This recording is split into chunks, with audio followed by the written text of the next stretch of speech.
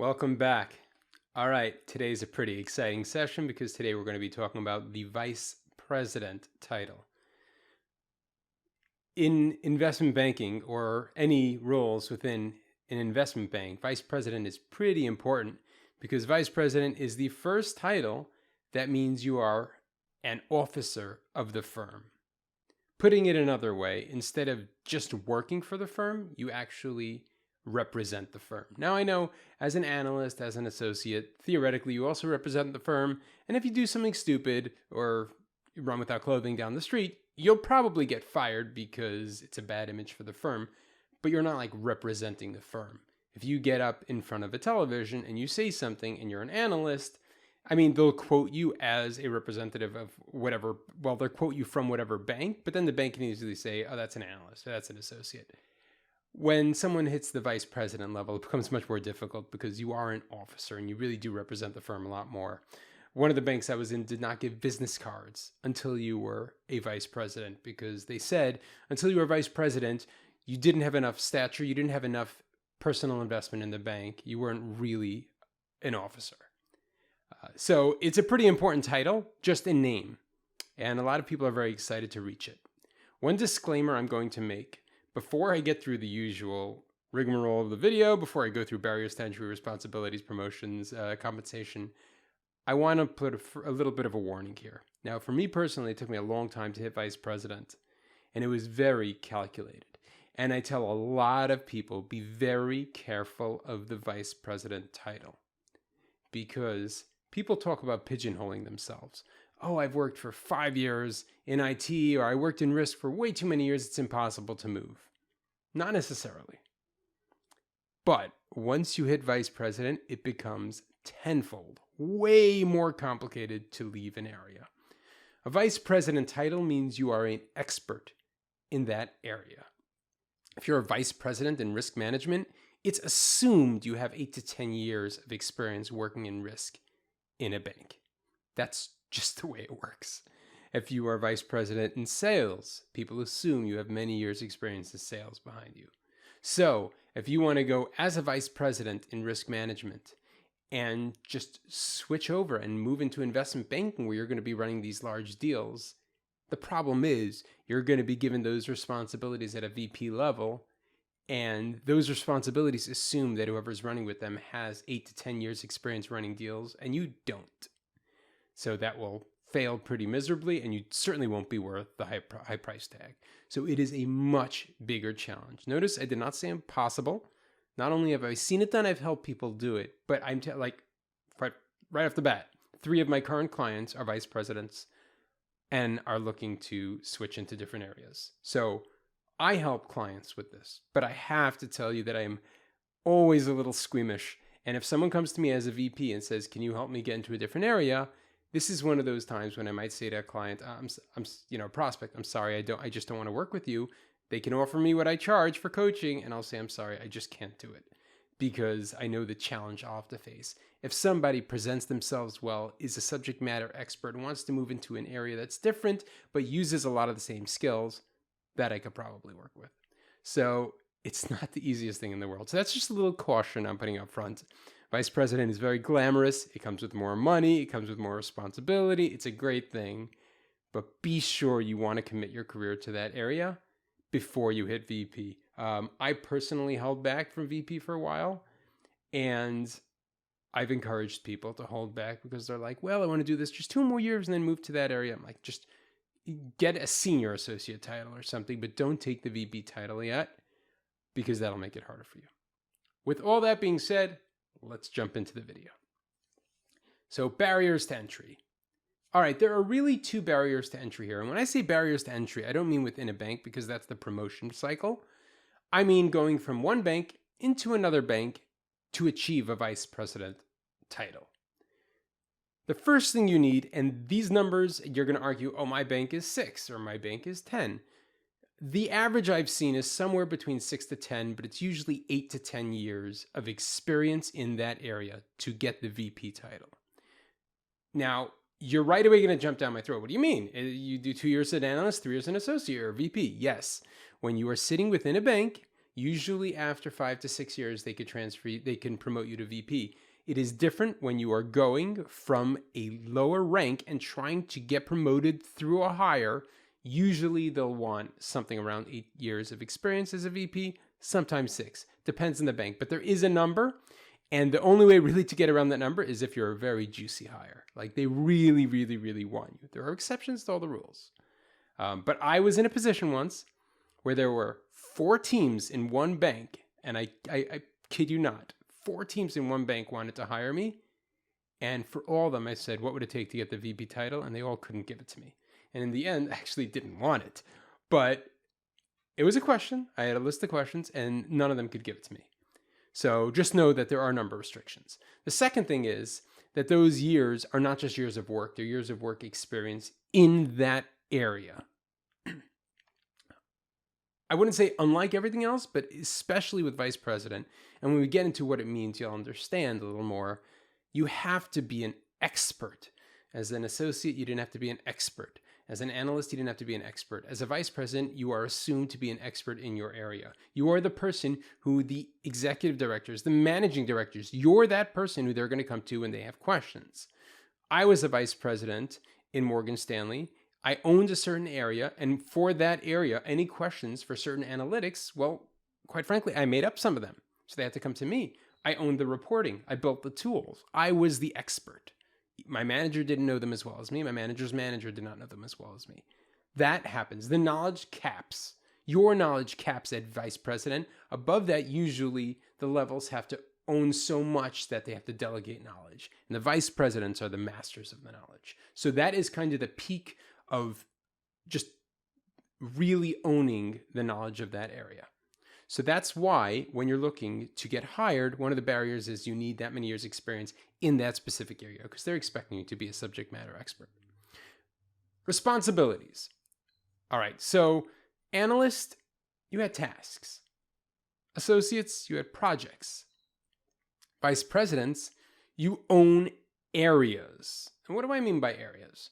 Let's say as an associate, your project was a certain report that goes out to, let's say, the buy-side clients of the firm. One associate might own this report. One associate might own this report. A vice president might own the entire reporting, which doesn't mean the entire reporting is in the firm reporting or even the desk reporting, but all reporting that goes out to the buy-side, that entire area might be owned by a vice president. And the vice president either delegates the individual reports out to the associates or actually does them all. I won't go into exactly what I did at the bank where I was the vice president, but I can tell you that I literally owned an entire area. There were multiple components, multiple projects, multiple tasks, multiple reports, and I owned all of them. I mean, especially if I went on vacation, but certainly I had to have a backup on everything. I had to make sure there was someone else, whether it's someone who reported to me or somebody who was on my team and knew it well. Somebody else has to be able to do that so when I'm out, it can be done. But I am the expert on all of it. And I am. Now, again, this is more of those technical type roles. It could be that there are certain areas where this is less so, such as being an actual investment banker. Being the VP might be more of the face-to-face. So it just brings up how important you are in terms of the personality and the interpersonal relations with the client. But from the more technical roles, the roles that are growing, the strat roles, even sales and trading, the research roles, you're going to own areas which have sub-projects within them. One more key point I would say is, as an analyst, for sure, you're expected to kind of be babysat a little bit.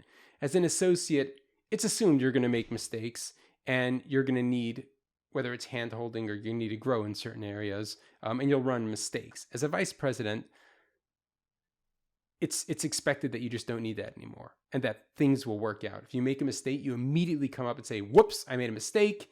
I need help here. And you just own up to it right away. You don't need that babysitting. You are responsible, like 100% responsible. Promotion cycle.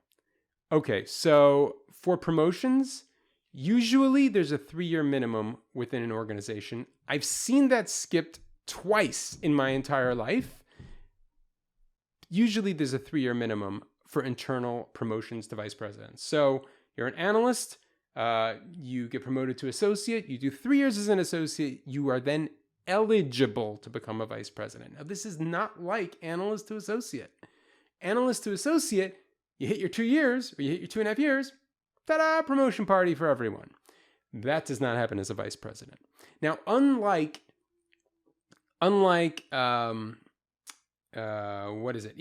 executive directors and managing directors, where you need like true sponsors, very senior people who know you very well personally, and they're going to go for bat for you in the room.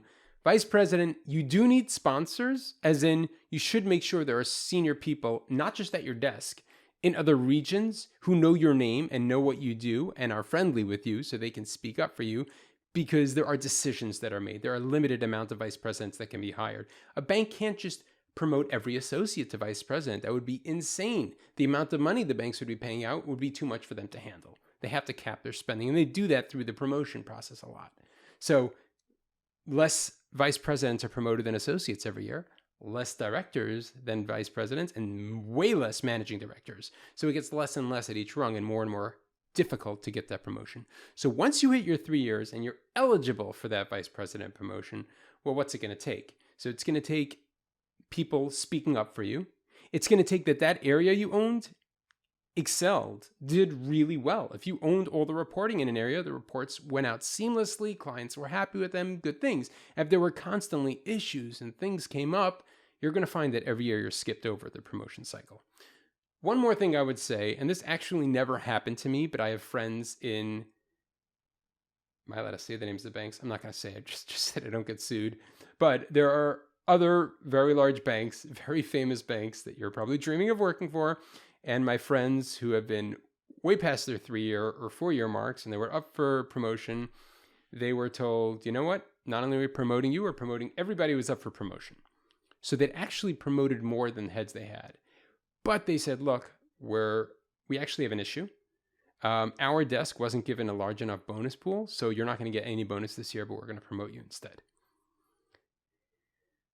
I had kind of the opposite in a way. I won't get into the details, but these kind of deals do happen. And the general rule is, because everyone expects their career to go so swimmingly, people are never happy. If you get a big bonus and no promotion, you'll be unhappy. If you get a promotion, no bonus, you'll be unhappy because you didn't get the money. So the general rule is people aren't happy unless they get promoted and a big bonus, which is very rare. But it does happen. So just a heads up there. Sometimes the promotion will come just with no bonus if the bank either didn't do amazingly well financially or something like that. There's one other thing I want to mention here regarding promotions, and that is that certain banks have hard base caps for certain caps and starting points. Like, I know there is a certain bank within a certain area that 200,000 is the hard stop in terms of base for VP. And anything over 200,000, you have to be a director. So what happens if you were making 200,000 at a different bank and you were a VP and you were coming into a VP role? It could be they'll try to swing 210 for you or something, which might be breaking the rules already, but that's not good. Because you know they're not going to promote you a year after you join, and they can't give you any more of a raise. So you're basically solidifying yourself in a salary that's not going to grow for 2 to 3 years. That's a very bad scenario. So what you would try to do is force yourself to get that director title when you got into that bank, because then you have another 75,000 a base to go, for example. There are ranges. There are, let's say 80 to 130 for analyst, and then 130 to 160 for associate, and 160 to one. I'm just making up numbers, but there are ranges of where the base salary should be for certain titles. Some banks are not as strict about this as others. Some banks are very, very set in stone about these ranges. So look into it. If you're going to get hired or you're part of a bank, you might want to ask around, because this is like, sometimes you might be going in asking for a raise, or you might have expectations about your salary and your career and where it's going to go. But if you just did a little asking around, you might find out that what you think is going to happen is impossible. You have absolutely no chance, even if you perform incredibly well. So I know this all from very close friends from quite a few different banks. It's a pretty hard rule. The benefit of this kind of thing is that if you did such a good job that you got incredible salary increases year over year, sometimes your salary could be increased so much that you're pushed over that threshold and you're kind of forced into a promotion. I've seen that happen as well. So it's nice where, you didn't formally get people sponsoring you or this and that, but you're just making so much money they have to push you into that promotion. I've seen that happen as well. All right. Getting fired as vice president, what can I say? I mean, I didn't put the title there because I always put that along with the promotion. Getting fired as a vice president is very, very easy. When you own an entire area, that means there are tons of projects. It's very easy to slip up, to forget to include someone in the mail, to mess up the timelines, to be delayed on this, for this report to go bad, for this trade to go poorly. You have to focus on so many things. You own an entire area. If you don't have people working for you, it's incredibly challenging. And if you do, you have to learn how to delegate very, very well. So being a vice president is a really hard job. That's just the way it is, unless you're in a super laid back type of role. I don't know. But if you're in a role where you really actually have responsibilities, VP is hard. And it's quite easy to get fired because there are a lot of people who are expecting you to do your job well. And it's very easy to frustrate people who think you're not giving them the appropriate attention or your tasks aren't being, managed well. Compensation. Well, I kind of mentioned that going from analyst to associate is bigger in terms of personal life impact. But what can happen to your compensation as a vice president is insane. It's crazy. There are some front office roles. This really does not happen anymore. So it could have happened last year when bonuses were just disgusting. But a vice president will never make $1 million anymore. That has happened in the past. In the past, in the front office, your typical VP would make anywhere from $200,000 to $1 million. Depends on which area. And that's a huge, huge spectrum. It's really, really insane. It's a massive multiple, right? But that's really the way it was. And it depends. You have to understand what area you're in. Some areas, a 40% bonus based on your base salary is considered pretty generous. So you have to understand the area you're in and what's considered giant and what's not. In some areas, investment banking, a VP should probably expect somewhere in the $400,000, $500,000 all in. And you look at what your base was. If your base was 250, so you're looking at roughly 100% bonus. Okay. If it was a really good year and you did some good deals, maybe you'll get 2x or even 3x and hit that magical $1 million number.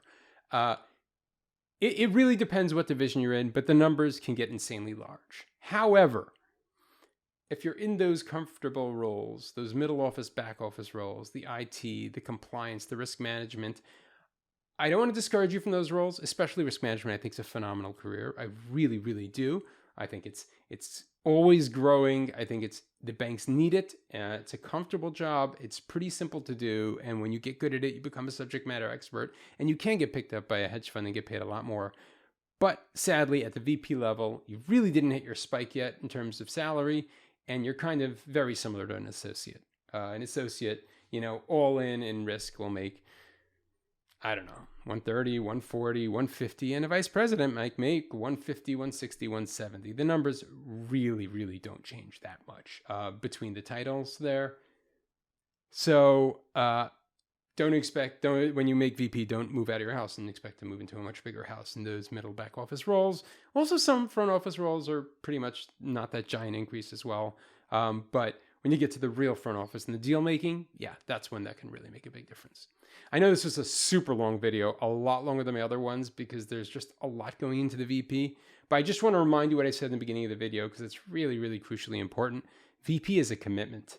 It states, I am an expert in this subject.